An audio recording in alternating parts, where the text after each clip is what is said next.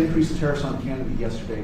Canada যদি ঠিকভাবে বন ব্যবস্থাপনা করত তাহলে এত ভয়াবহ দাবানল হতো না। ট্রাম্প বলেন, দাবানলের ধোঁয়া যুক্তরাষ্ট্রের বিভিন্ন অঙ্গরাজ্যে ছড়িয়ে পড়েছে।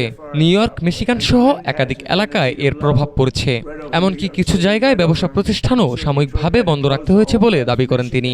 এর আগে কানাডার ওপর অতিরিক্ত শুল্ক আরোপের হুঁশিয়ারিও দিয়েছিলেন ট্রাম্প। এবার সেই ইস্যুর মধ্যেই দাবানলের জন্য কানাডার বন ব্যবস্থাপনাকে দায়ী করলেন তিনি। তবে ট্রাম্পের মন্তব্যের জবাবে কানাডার প্রধানমন্ত্রী মার্ক কার্নি বলেন, জলবায়ু পরিবর্তনের বিরুদ্ধে লড়াই সব দেশের দায়িত্ব, এমনকি যুক্তরাষ্ট্রেরও।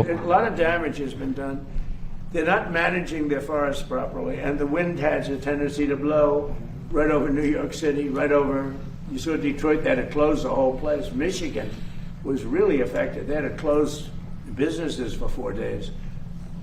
It's very serious what they're doing, and they don't seem to be able to do anything about it. If they managed their forests, they wouldn't have the fire.